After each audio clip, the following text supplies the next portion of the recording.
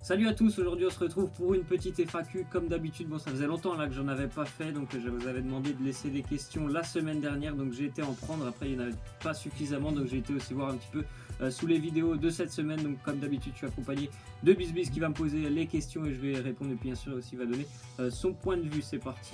Alors la première, c'est le grand conseil 2. Donc si l'Argentine prend Dybala, Icardi, enfin tous les cadres argentins pour toi, pourrait-elle gagner la Coupe du Monde? Sinon, quelle est sa limite que tu vois dans cette compétition? Déjà, c'est même pas sûr, hein, parce que Paulo Dybala, c'est toujours très incertain du côté de l'Argentine. Enfin, je trouve que le sélectionneur argentin, il a des choix assez étranges. Déjà, pas de prendre Dybala. Icardi, il a été rarement titulaire lorsqu'il était appelé en sélection. Et pour moi, non, l'Argentine, c'est vraiment comme l'équipe de France, un gros outsider de cette compétition. Mais voilà, j'ai vu par exemple les matchs amicaux contre l'Espagne. Cette équipe, elle est complètement déréglée. S'il n'y a aucun lien entre le milieu, l'attaque, la défense, c'est très compliqué cette équipe. Donc pour moi, c'est impossible qu'ils aillent au bout. Il y a beaucoup trop d'incertitudes dans cette sélection et franchement défensivement ça fait peur, hein. Quand je les ai vus face à l'Espagne, j'ai vu des placements défensifs, ils en prennent 6, mais c'est 6 erreurs défensives, hein. C'est vraiment très inquiétant. Donc pour moi l'Argentine c'est vraiment un outsider, ce serait incroyable qu'ils retournent en finale comme en 2014. Je les vois même pas dans le dernier carré, je pense, l'Argentine. Après faut pas tout jeter quand même à la poubelle, hein, parce que le match contre l'Espagne, il y avait pas mal de... C'était quand même une équipe, on va dire B, hein, quand même, qui manquait surtout Messi, parce que l'Argentine est dépendante de Messi. Messi est là, et quand Messi est en grande forme, parce que c'est quand même Messi qui a donné la qualification à l'Argentine, pour ceux qui ont suivi les éliminations de l'Amérique du Sud.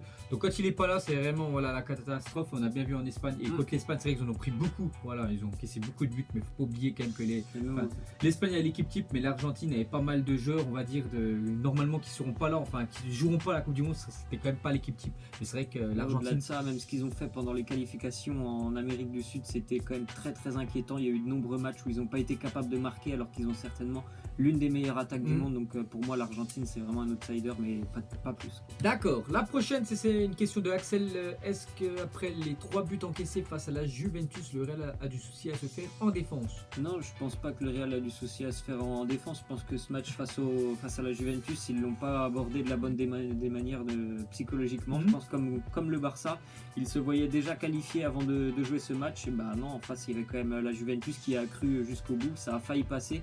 Donc je pense que non, le Real n'a pas de soucis énormément en défense. Depuis le début de l'année, c'est pas top ce qu'ils font en défense, mais je pense pas qu'ils devraient avoir de problème face au Bayern. Pour moi, c'est pas les soucis inquiétants. Les 3 buts sur ce match, c'est parce que franchement, c'était un match qui sort du commun. C'est pas parce que le Real a été suffisant, on va dire, en défense. Déjà, il n'y avait pas Ramos en plus de ça. Il faut le préciser. Et non, c'est pas ça. Je pense qu'ils ont mal préparé dans la tête le match face à la Juve, mais je pense que face au Bayern, ils seront prêts vraiment sur les 2 matchs.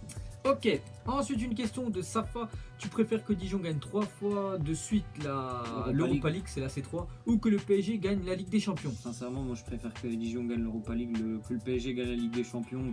C'est tant mieux, c'est un club français. Mais ceux la gagneront, la gagneront bien un jour ou l'autre. Que Dijon gagne jamais l'Europa League. Mais ça m'importe pas plus que ça que le PSG gagne la Ligue des Champions. Pareil, je préférais que Dijon, parce que je sais que le PSG vont la gagner d'ici quelques années avec tout l'argent qu'ils ont investi. Il y a bien un moment que ça va payer, et Dijon ils gagneront jamais l'Europa League. Peut-être ils seront qualifiés, mais ils n'iront jamais jusqu'au bout. Donc je préfère voir Dijon, parce que je sais que le PSG ça va se réaliser. Ensuite une question de Mustapha Traoré.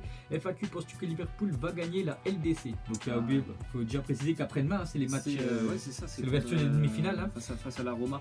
Je pense pas que Liverpool va gagner la Ligue des Champions. Par contre, je les vois en finale. Je pense que cette équipe elle a vraiment beaucoup d'expérience au niveau européen, et d'ailleurs ça s'est vu sur le tour précédent face à Manchester City. Voilà, il y a une âme quand même du côté de Liverpool. Après, moi je les vois en finale. Sur la finale, tout est possible, c'est un match, et après je ne pense pas que ça sera Liverpool qui va gagner cette Ligue des Champions. Moi je le vois bien aussi comme toi, éliminer cette équipe de l'AS Roma, vraiment, parce que je sais que c'est costaud à Liverpool. Après je verrais bien un petit Liverpool-Real Madrid en finale, après voilà. Après Liverpool déjà 5 Ligues des Champions, le Real je crois ils en sont à 12 ou 13, je me souviens plus exactement, le Real avec 13, donc ce serait vraiment entre 2 grosses écuries quand même, et voilà, Liverpool ça ferait un peu de changement quand même, mais moi j'aimerais bien qu'il la gagne cette année, Liverpool. Moi aussi, ça vit vraiment le football là-bas. Après on verra, mais est-ce qu'ils vont gagner? Ça va être compliqué, parce qu'il y a quand même le Real Madrid, et pour moi c'est quand même les favoris, ceux qui sont le plus performants, on a bien vu les années précédentes.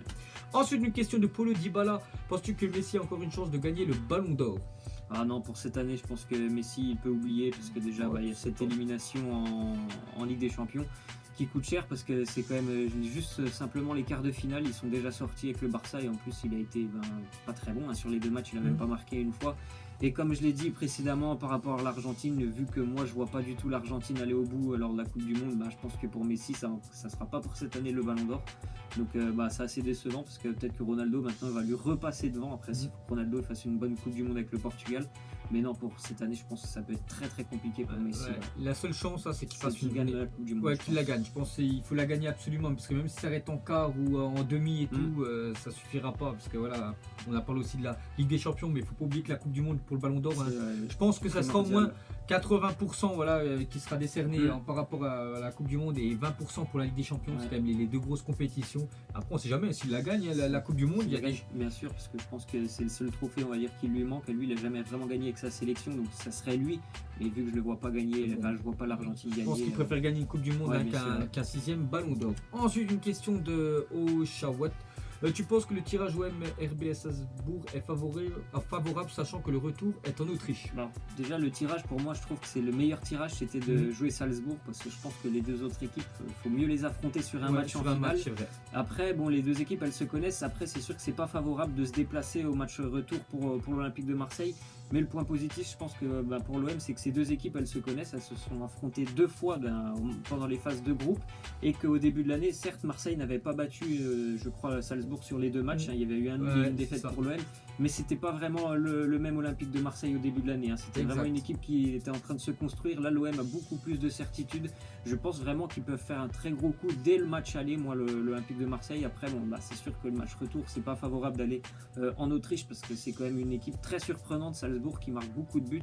Mais je pense vraiment que c'était le meilleur choix possible. Enfin, le meilleur tirage, c'était d'affronter Salzbourg. Après, ça aurait été mieux de recevoir. Mais des fois, ce que je voulais dire, c'est des fois qu'il y a des équipes, elles préfèrent recevoir au match aller. Comme ça, imagine, ils arrivent à faire un gros match 2-0, tu vois, où ils se prennent pas de but. Ce serait parfait. Après, au match retour, j'en suis sûr qu'ils vont réussir à marquer un but parce que déjà, à Leipzig, ils ont vraiment pas eu de chance. Toutes les occasions qu'ils ont eu Marseille, ils avaient un très bon gardien, le RB Leipzig. C'est pour ça, sinon, ils auraient pu marquer au moins ce but à l'extérieur.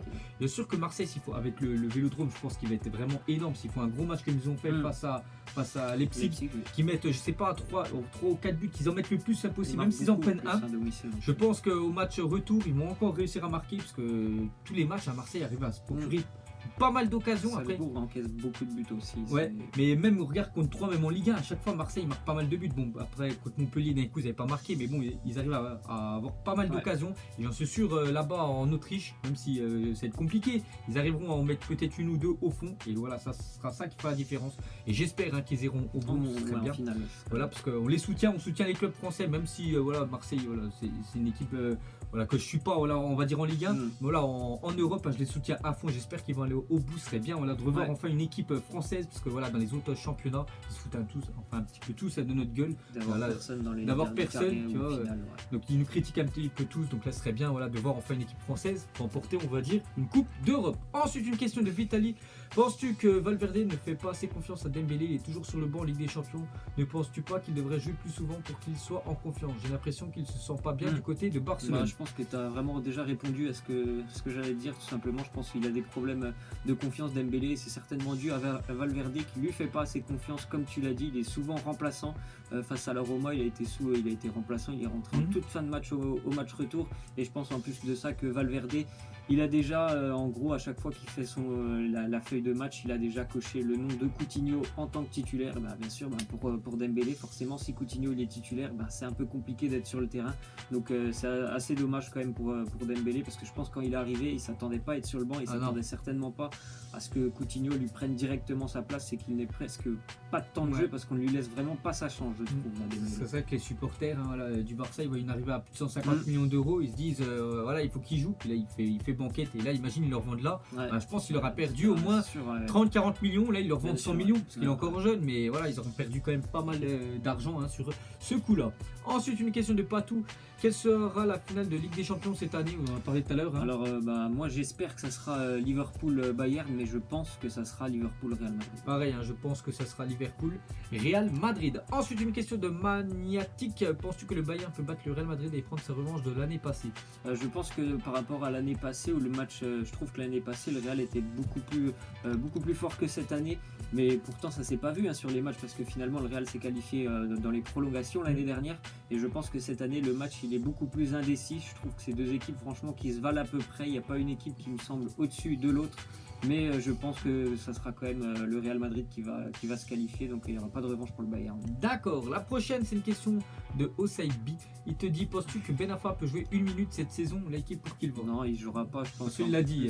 C'est Emery qui l'a dit. Tout simplement, ils vont pas lui faire de cadeau, le Paris Saint-Germain. Et Ben Arfa, je pense qu'il le sait très bien, qu'il ne va pas jouer. D'ailleurs, lui non plus, il ne leur fait pas de cadeau. Je crois qu'il les a attaqués en justice. Ouais. Donc non, franchement, il ne va pas jouer 1 minute. De toute façon, c'est pas bien grave pour Ben Arfa, voilà, que sur son palmarès, ce soit qu'il ait gagné une fois de plus le champion de France, parce qu'il a gagné l'année dernière. Du moment que lui, il touche les 7 millions d'euros par an. Partir cet été. Voilà, lui, il en a rien à foutre du moment que son salaire, bien sûr, il tombe. Et la dernière question, ce serait une question de Monsieur Darman. Il te dit Alexandro pour remplacer Dani Alves ou Kurzawa? Plus Kurzawa, je dirais. Plus Kurzawa, parce qu'Alexandro c'est quand même du côté gauche. Dani Alves c'est plutôt à droite, donc c'est plutôt Kurzawa pour moi, je trouve. Donc voilà, c'était la dernière question de cette FAQ. Donc si vous en avez d'autres, laissez-les en commentaire, posez des questions. Je sais pas si vous avez sur la Coupe du Monde ou sur les demi-finales qui vont approcher, la fin du championnat. Bref, laissez tout ce que vous avez envie de poser comme question dans les commentaires. Nous on vous laisse et on vous dit à la prochaine. Ciao. Ciao.